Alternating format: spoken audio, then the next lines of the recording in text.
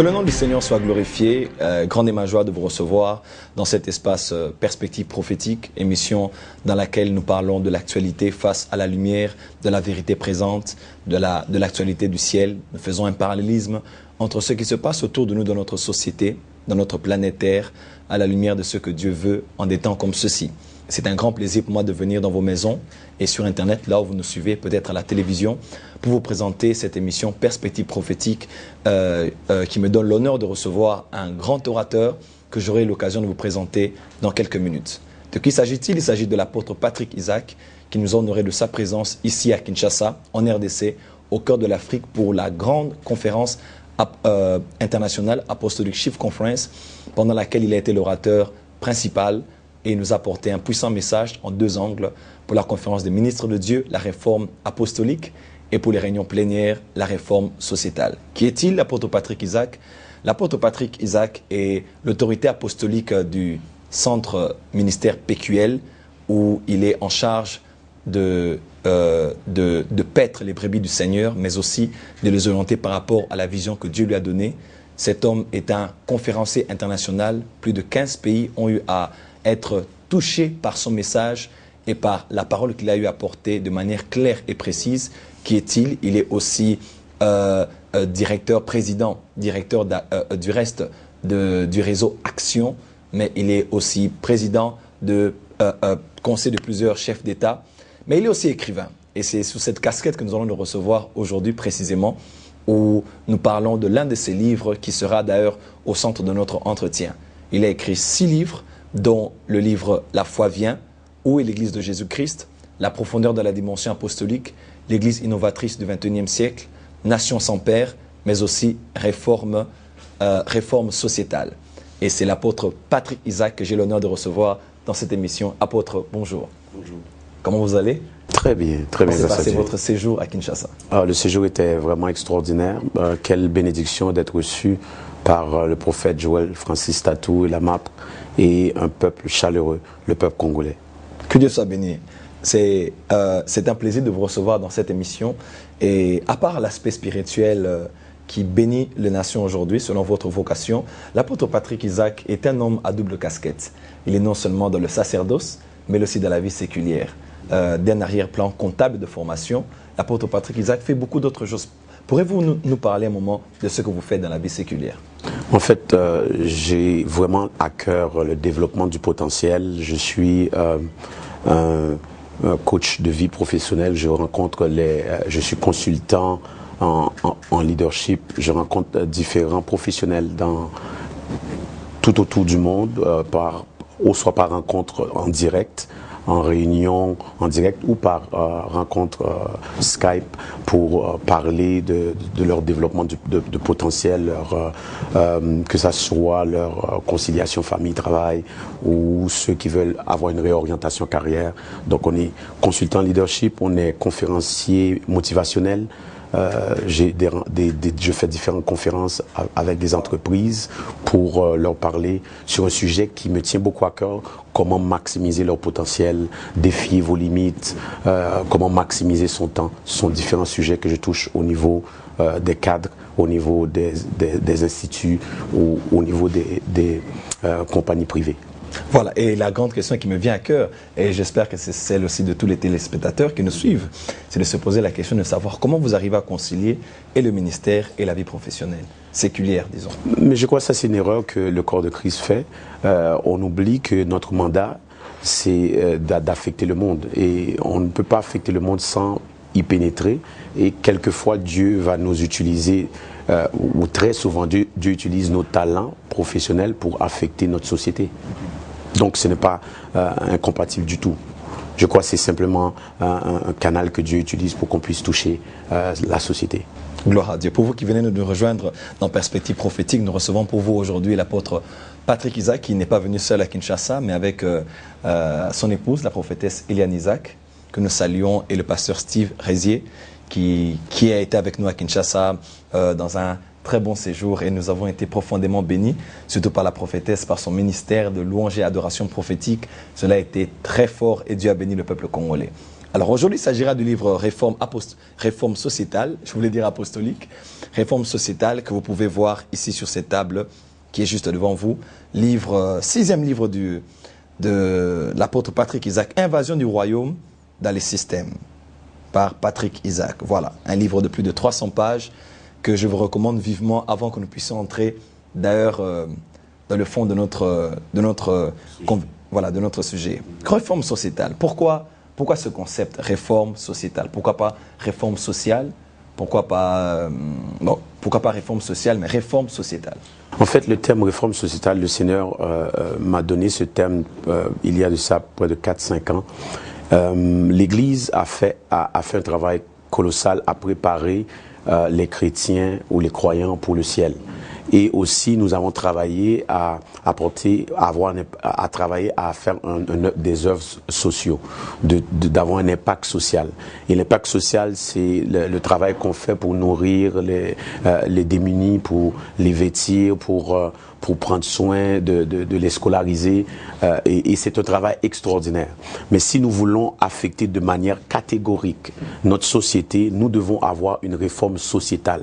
Sociétale parle plus d'une réorganisation des systèmes.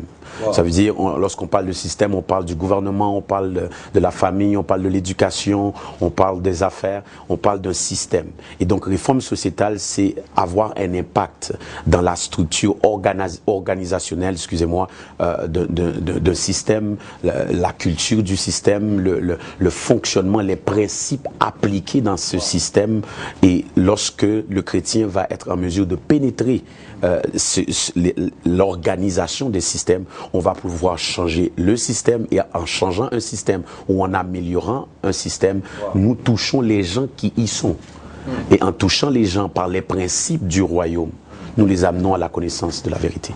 Apôtre Patrick, vous avez donné une différence entre impact social et réforme sociétale. J'aimerais un peu que tous ceux qui nous suivent, qui nous ont rejoints, puissent avoir une idée. Quelle est la différence entre l'impact social et la réforme sociétale?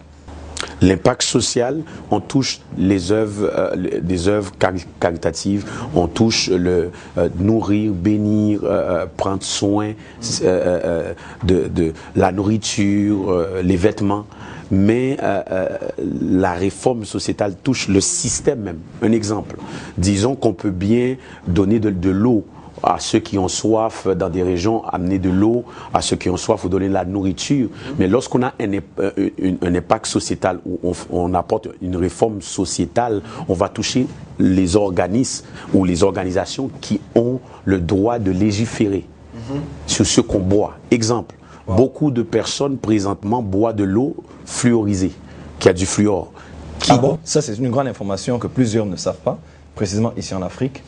Oui, on met du fluor dans l'eau, et pour ceux qui ne sont pas au courant, le fluor affecte l'intellect. Il y a des répercussions au niveau de la santé intellectuelle, au niveau de l'Alzheimer. C'est prouvé que ça a de l'impact sur le fluor, tandis que l'eau est fluorisée. Donc, lorsqu'on est en mesure d'affecter un système, nous pouvons changer les décisions qui sont prises dans ce système pour faire du bien à la société, mais pour aussi utiliser les principes de Dieu pour améliorer ce système. Donc, en ayant une réforme sociétale, au lieu de juste donner de l'eau aux individus qui ont soif, nous pouvons améliorer l'eau et affecter la quantité d'eau et la distribution de l'eau. Wow. Ah, mais ça, c'est une limite que nous avons toujours eue. En général, quand nous faisons l'œuvre de Dieu, c'est toujours les œuvres sociales que nous faisons. Nous avons un grand impact. Nous avons des orphelinats. Nous faisons des réunions d'aide auprès des démunis, auprès des vieillards, auprès des malades. Mais là, je pense que cela va un peu plus loin que l'impact social. Voilà pourquoi, apôtre, je me posais la question avant d'aller plus loin. Qu'est-ce qui vous a motivé à écrire ce livre, Réforme sociétale? Il est quand même assez costaud.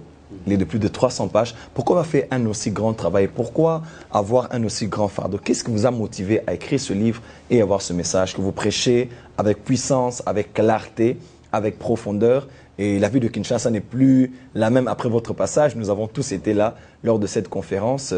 Et je crois que les gens auront à voir même quelques images pendant cette émission de comment a été vos interventions sur la réforme sociétale. Mais sinon, qu'est-ce qui vous a motivé à écrire ce livre? En fait, ce qui a été un fardeau pour moi, c'est de voir les chrétiens qui ont été notoires pendant longtemps dans les quatre murs de l'Église. Les chrétiens savent comment prier, savent comment jeûner, comment louer le Seigneur. Ils viennent pour leurs besoins personnels, tandis que l'ennemi fait un travail de ravage où ce qu'il prend les nations, où ce qu'il prend les villes, où ce qu'il prend notre société. Alors que Christ nous a pas simplement donné l'autorité pour réavoir une relation avec Dieu, mais il nous a donné l'autorité pour prendre les systèmes et les royaumes de ce monde. À la Genèse, Dieu avait donné à l'homme pas simplement la possibilité d'avoir une relation avec lui, mais il nous a donné le mandat de dominer. Nous avons perdu la domination à cause du péché. Mais la Bible nous dit dans Romains 5, 17, si par le péché de seul, la mort a régné par lui seul, à plus forte raison, ceux qui reçoivent l'abondance de la grâce et du don de justice régneront dans la vie. Et pour moi, c'est vraiment un vol à main armée de voir les chrétiens attendre pour régner dans le ciel. Le Seigneur règne déjà dans le ciel. Nous sommes appelés à dominer sur la terre. Et donc ce livre donne des stratégies. Je crois dans cette saison, Dieu élève des stratégistes qui donnent des solutions, qui donnent le comment. Comment pouvons-nous régner sur la terre? Comment pouvons-nous avoir un impact dans notre société? Christ va dire dans Jean 17, 15 que, en parlant au Père, il dit, Père, je ne prie pas que tu les ôtes du monde, mais que tu les préserves du malin. Donc nous avons un mandat à être le sel, non de l'Église, mais de la terre. Nous avons le devoir d'être la lumière, non de l'Église, mais du monde. Donc ce livre encourage le chrétien à saisir les principes et les révélations nécessaires pour être le sel sur la terre, la lumière dans le monde. Ce qui m'étonne chez l'apôtre Patrick Isaac, qui est notre invité dans Perspective prophétique, et c'est la prochaine question d'ailleurs que j'ai, apôtre Patrick.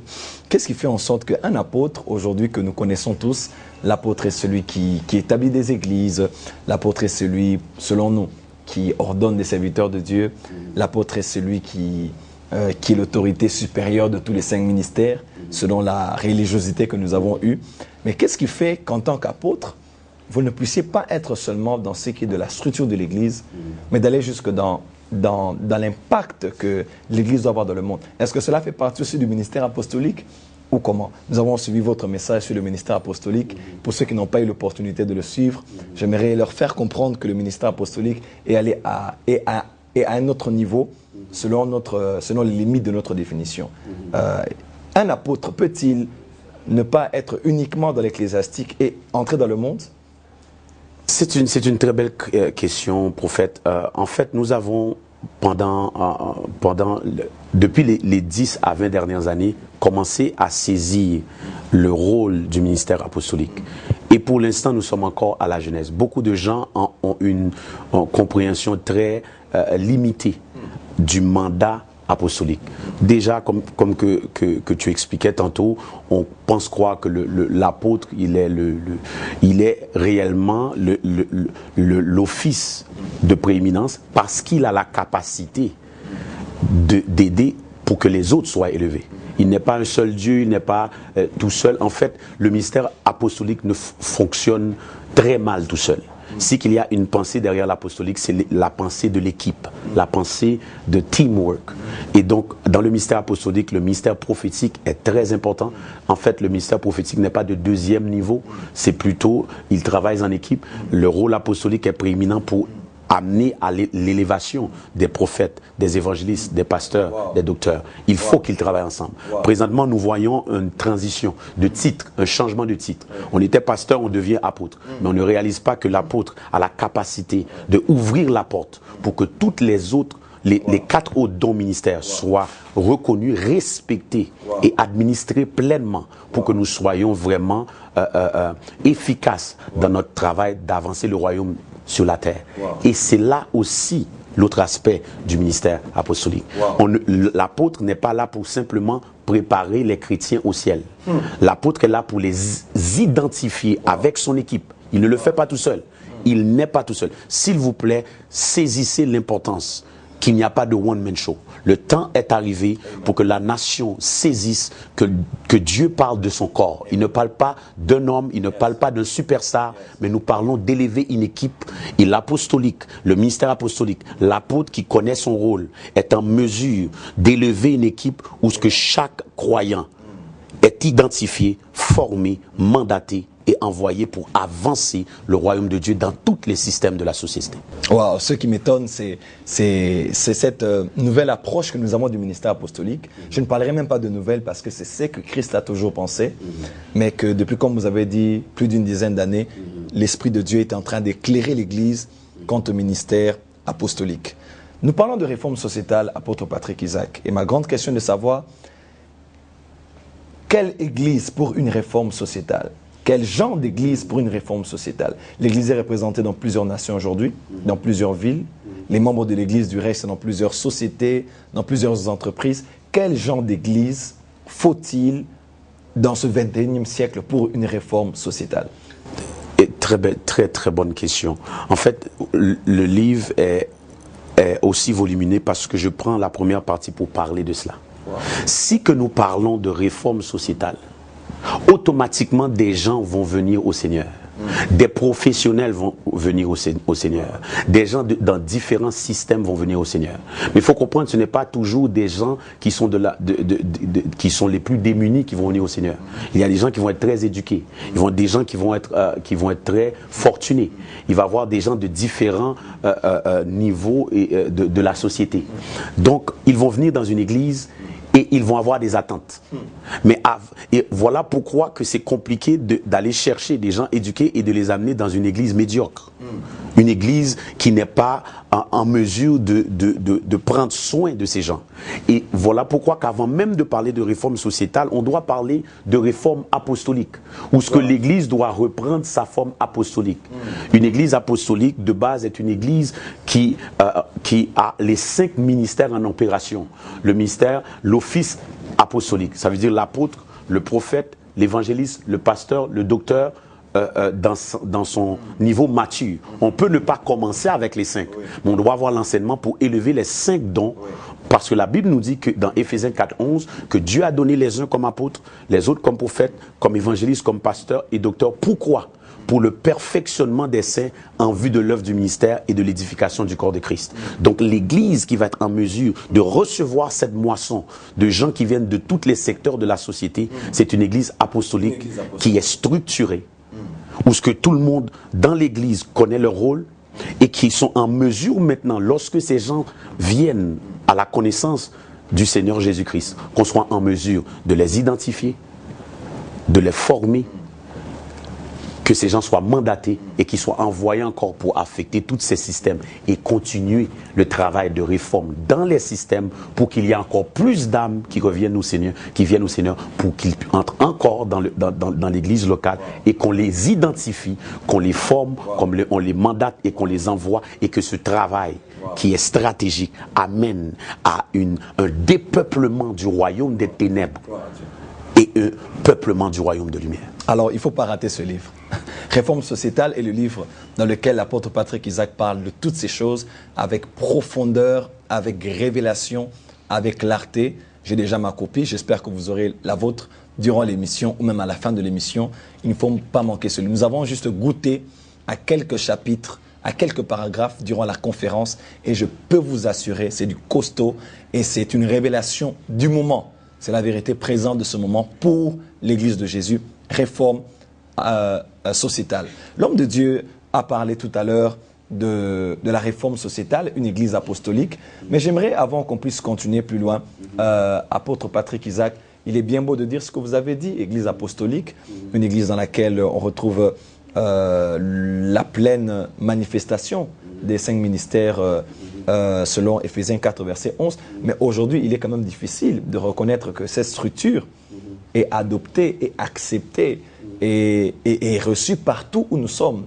Les églises aujourd'hui n'acceptent que comme pour ministère celui qui est pasteur. Je ne crois pas, en ma dernière fois, avoir assisté à l'ordination d'un apôtre. Je ne sais pas la dernière fois pendant laquelle j'avais assisté à l'ordination d'un prophète. En général, nous ordonnons des pasteurs et nous ordonnons des évangélistes encore. Encore que l'évangéliste doit être peut-être le fils du pasteur ou bien un jeune frère zélé de l'église qui prêche avec vivacité la bonne nouvelle. Et à cause de son profil, allez, on l'appelle et on l'ordonne évangéliste. Il est très rare, je dirais même rarissime, de voir tous les 5 ministères être en opération aujourd'hui. Ça dépend des dénominations. Les âmes ne l'acceptent pas. Et plusieurs autres, on accepte peut-être 1 ou 2. Donc, j'aimerais peut-être, homme de Dieu, que vous puissiez nous parler. Quels sont les obstacles aujourd'hui majeurs qui empêchent que l'Église soit apostolique? Précisément une Église locale. Selon les arrière-plans que nous avons, quelles sont les choses qui sont les obstacles aujourd'hui qui nous empêchent d'embrasser l'apostolique dans l'Église locale? Mais voilà pourquoi, prophète Francis Tatou, que nous parlons de réforme. Pour avoir une réforme, il faut déformer certaines choses. Jérémie 1. Pour avoir une réforme, il faut déformer. Je crois que cette phrase, je vais la garder. Pour réformer, il faut déformer. Et changer les choses est toujours compliqué. Voyez-vous, l'homme de nature aime faire les mêmes choses de la même manière en même temps. Voilà pourquoi beaucoup d'entre vous vous habillez à la même place. Vous mangez au même restaurant. L'homme n'aime pas le changement. Et donc de nature, l'être humain n'aime pas le changement. Dès qu'on parle de changement, c'est compliqué, on se sent mal à l'aise. Et donc déjà, pour déformer, il faut vraiment un mandat et une onction. Il faut être mandaté pour amener une réforme. Voilà pourquoi aussi certains ministres sont en train de rater leur coup parce que Dieu ne leur a pas donné le mandat de réformer. Et donc on va faire face à de l'opposition parce que l'homme n'aime pas le changement. Donc les obstacles sont quoi? Premièrement, il y a l'orgueil de l'homme. L'orgueilleux croit tout connaître. Afin qu'on soit en mesure d'apprendre quelque chose à quelqu'un, il doit réaliser qu'il n'est pas encore là. Il n'a pas encore atteint l'apogée. Il n'a pas encore atteint le zénith de la connaissance. Et malheureusement, nous avons plusieurs leaders qui sont foncièrement orgueilleux. Surtout nous les leaders. Surtout. Surtout. C'est tellement bien dit, prophète. Je sais, tu es un prophète, tu dis les choses comme qu'ils sont. Exactement. La réalité, c'est que nous avons des leaders, malheureusement, par l'orgueil, qui ne veulent pas se soumettre au mouvement de Dieu, à ce que Dieu fait maintenant. Donc l'orgueil est un problème majeur. Deuxièmement, nous avons les traditions. Les cultures. Chez moi, ça se fait comme ça. Chez toi, ça se fait comme ça. Dans telle tribu, c'est de telle manière au Congo. Ça se fait comme ça. Oui. Et donc, c'est comme ça et c'est comme ça. Depuis Calvin, depuis Wesley. Et même avant Calvin. Il y a des gens qui croient que leur structure ou leur façon de faire est avant Christ. Donc, c'est pour vous dire à quel point ils sont mordicus sur leur fonctionnement. Mais Jésus va dire que vous avez laissé ma parole au profit de vos traditions. Et donc ça, c'est la réalité. Les traditions et la culture peuvent empêcher la réforme, peuvent empêcher le changement. Il y a des églises à ce jour, s'ils ne prennent pas la Sainte Seine le premier dimanche du mois, ça veut dire que nous avons chuté. Alors que la Sainte Seine, la parole nous dit dans le livre de Corinthe que faites ceci en mémoire de moi toutes les fois que vous le ferez. Donc ça ne dit pas de le faire le premier dimanche, le dernier dimanche, l'avant-dernier dimanche. Dès que vous le faites, faites-le en mémoire de moi. Mais la culture va nous imposer des rites, va nous imposer des manières. Donc la culture aussi. Et excusez-moi, apôtre, pour le deuxième thème, cela est très intéressant. Je sais que plusieurs personnes sont déjà réveillées un peu là où ils sont, parce que nous sommes très protecteurs et conservateurs de nature. Nous n'aimons pas être en insécurité ou perdre notre sécurité dénominationnelle. Mais j'aimerais peut-être qu'on reparte un peu durant quelques minutes dans l'histoire. Cela nous vient d'où? Cela nous vient d'où que la structure que Christ avait laissée en disant je bâtirai, que ce que les apôtres ont laissé comme héritage, cela vient d'où qu'il y ait cette cassure jusqu'à ce qu'aujourd'hui, à part les apôtres, les prophètes, les docteurs, les évangélistes et les pasteurs, que nous ne reconnaissons même plus en entièreté, nous avons aujourd'hui évêque, nous avons aujourd'hui archevêque, nous avons aujourd'hui monseigneur, même j'ai vu dans une église locale quelque part ici, à la fin, là où l'homme de Dieu devait signer, on a dit monseigneur, mais ce n'est pas un catholique, c'est un charismatique, son éminence, sa majesté, j'ai même vu en anglais the most high. Donc je me suis dit, mais finalement, nous sommes arrivés où finalement, et je ne sais pas si nous allons courir derrière d'autres titres. Cela nous vient d'où, au fait qu'il y ait cette cassure entre la Bible et l'actualité? Mais je crois que ça a commencé, dès qu'on a atteint le 2e, 3e siècle, l'homme a commencé à mettre sa main dans le fonctionnement de l'Église primitive. L'église primitive était une église puissante, une église apostolique. Elle était dirigée par des apôtres.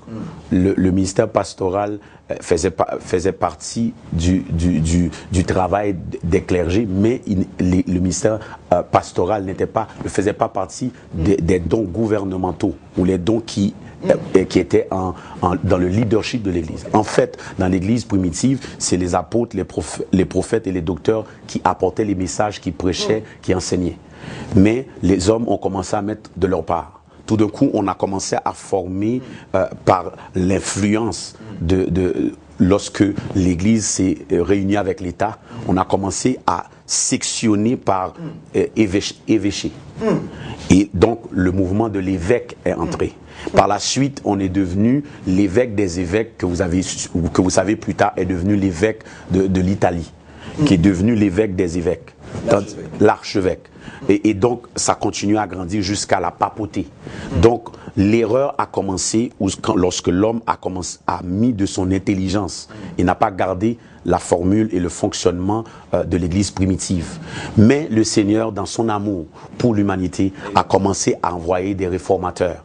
Dans le 15e, 16e siècle, on a commencé, premièrement, la réforme qui a fait le plus de bruit, qui était la réforme de Luther, qui va déclarer que nous sommes justifiés par la foi et non par les œuvres. Et ce mouvement de réforme a commencé.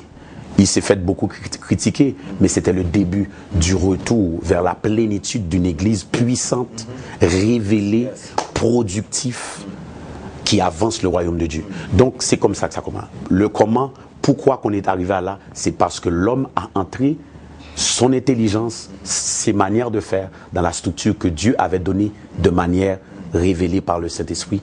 Et donc, à partir de là, ça a commencé à dérouler. Mais gloire à Dieu, parce que le mouvement de réforme a commencé, on a eu la réforme de la foi non par la justification, non par les œuvres, mais par la foi.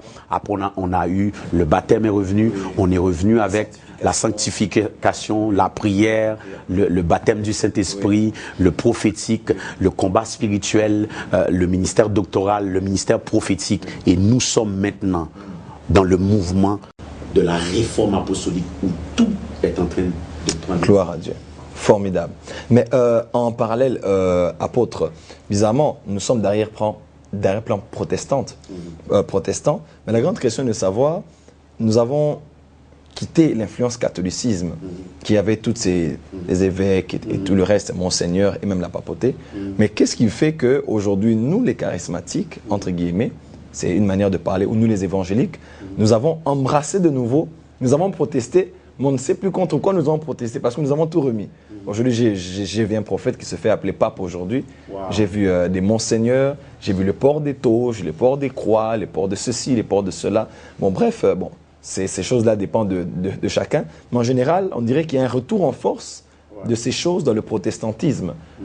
Nous avons protesté contre des choses, mais on dirait que les choses pour lesquelles nous avons protesté, nous sommes rentrés dans ça. On dirait que ça ne suffisait plus ce que nous étions en train de faire. C'est malheureux. Je crois qu'il y a beaucoup de l'homme dans cela. Il y a beaucoup de l'élévation de l'homme, le désir d'être reconnu, d'être vu comme XY. On a laissé à côté les titres qu'ils avaient leur raison d'être, puisque l'apôtre, le prophète, l'évangéliste, le pasteur, le docteur est dans le Nouveau Testament, mais pour aller à des sur-titres ou des titres post-bibliques. Vous avez utilisé cette expression qui m'a plu lors de la conférence, des titres post-bibliques. Oui, et c'est juste triste. C'est juste triste qu'on n'est plus intéressé à avoir des titres élaborés que de faire le travail. Tandis que la Bible est claire, il nous demande et il nous dit que nous connaissons l'arbre par les fruits, non par le nom.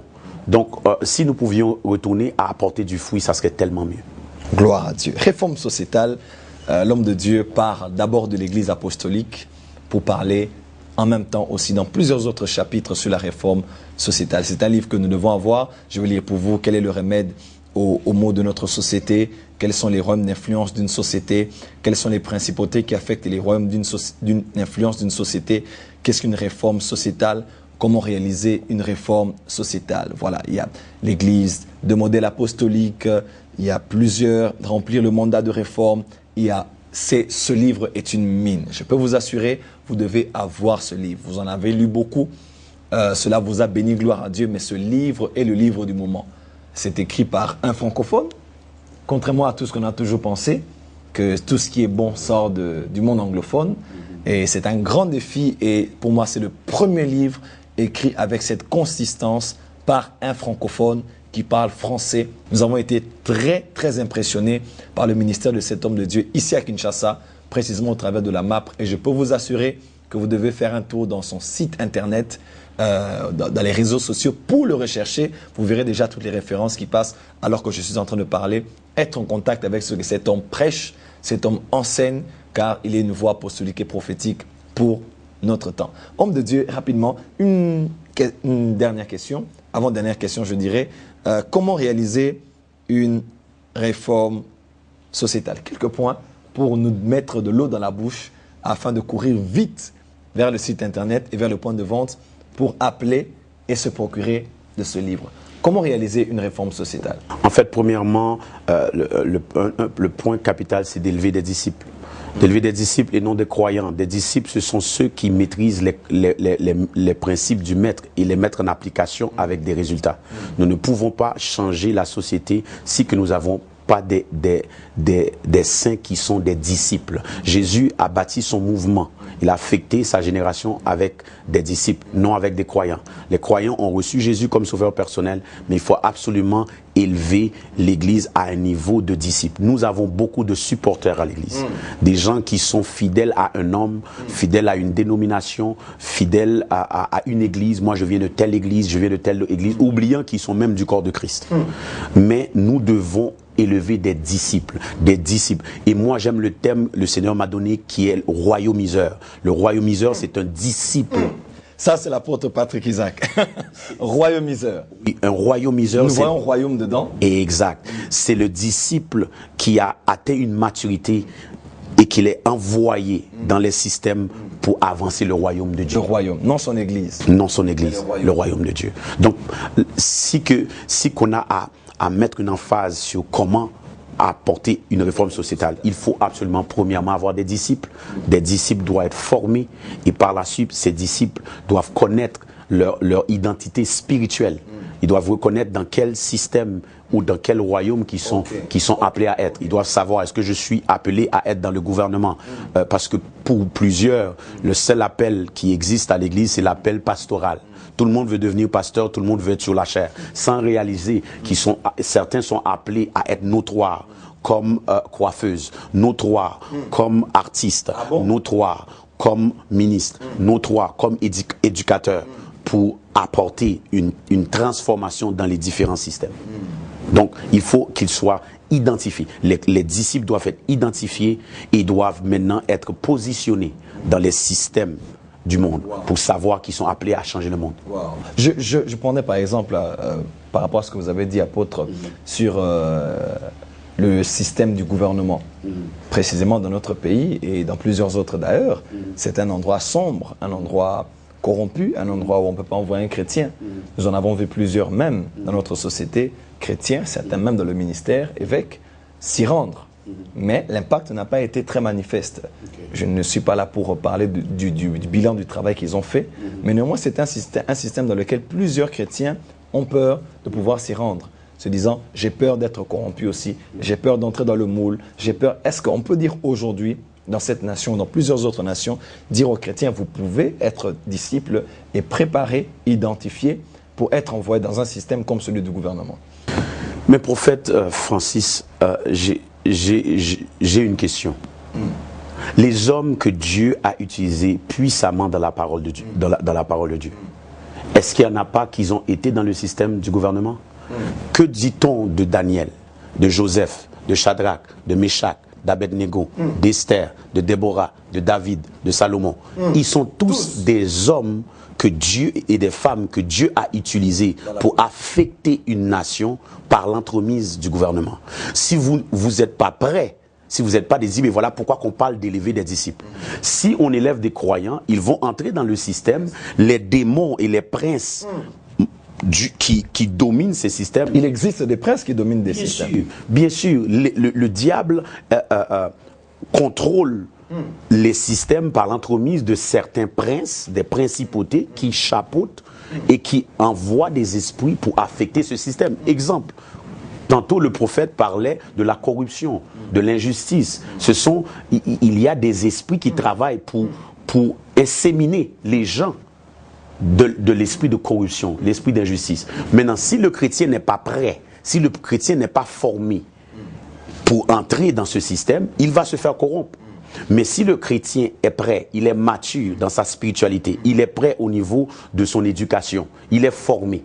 Parce que ce n'est pas parce qu'on prie en d'autres langues et parce qu'on dit Alléluia qu'on va changer un système. Nous devons nous préparer au niveau de formation, au niveau de présentation, au niveau de stratégie, de sagesse. Maintenant, lorsque ce chrétien est bien préparé, il peut pénétrer un système et apporter un changement. Mais il est biblique. Détrompez-vous, il est biblique pour un chrétien d'affecter le secteur du gouvernement. Autant que les médias, autant que les artistes. Si nous n'avons pas des chrétiens qui entrent dans le milieu artistique, qui va toucher nos grands artistes du monde congolais, qui ont besoin aussi de Jésus-Christ? Donc on doit avoir des chrétiens qui pénètrent tous ces secteurs et amener une autre nouvelle. Wow.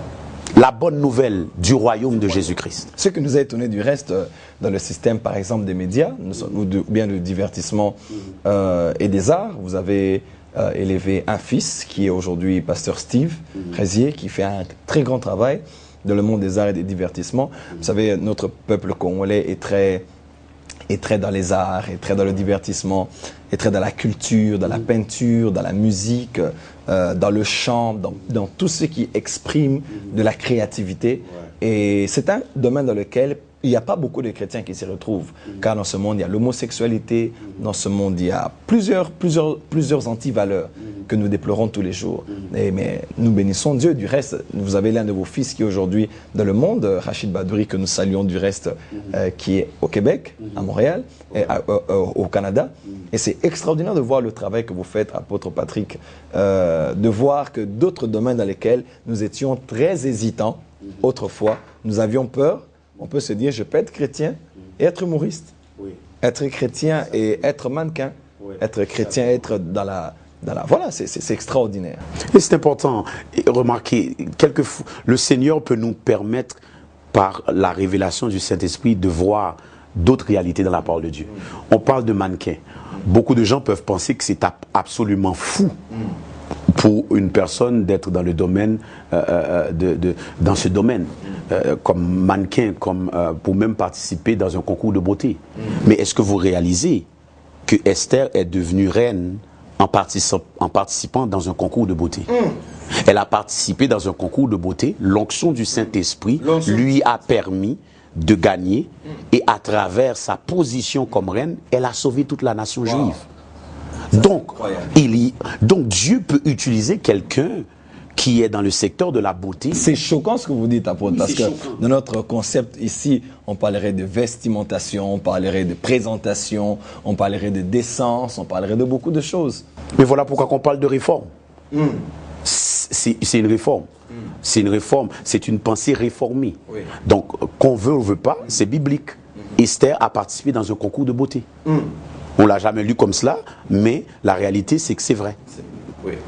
Donc, ce n'est pas l'apôtre Isaac qui dit de entrer, bon, il est en train de bâtir sa propre religion. Non, je ne veux pas je ne veux pas, comme luthérien ou le wesleyen, créer le patricisme ou le patricien. Non, je suis en train tout simplement, prophète, d'amener une autre lumière qui est biblique. Gloire à Dieu. Réforme sociétale. Voilà de quoi il s'agit dans ce merveilleux livre que je vous recommande. Vous êtes apôtre, pasteur, docteur, prophète, évangéliste, mais vous êtes aussi saint, vous êtes croyant, vous êtes disciple de Jésus-Christ, mais surtout vous êtes dans le monde professionnel qui de lundi à samedi vous êtes occupé en 7 heures, 8 heures de travail. Certains font 2 ou 3 travails simultanément, ils gèrent des affaires, ils travaillent dans une entreprise. Ce livre est le vôtre. Vous étiez posé la question, comment puis-je vivre avec des non-croyants dans le même bureau? Comment puis-je travailler là où je suis et partager ma foi de manière indirecte ou même directe? Comment puis-je avoir de l'influence là où je suis pour changer les valeurs qui déterminent le domaine dans lequel je travaille? Vous cherchez des réponses Alors, toutes les questions sont ici, dans ce merveilleux livre Réforme sociétale, écrit par l'apôtre, je voulais dire docteur, car c'est un enseignant de pointe que nous avons eu dans la session des ministres de Dieu. Les pères de la ville étaient là, des hommes de Dieu étaient là, responsables de plusieurs églises étaient là pour écouter cet éminent orateur qui nous est venu du Canada. Donc, je vous recommande vivement ce livre. J'ai déjà la mienne. Mon ministère a déjà les copies. C'est votre copie qui vous attend. Alors, vous allez simplement, pour avoir ce livre Réforme sociétale, vous allez entrer dans le site internet www.mpql.org.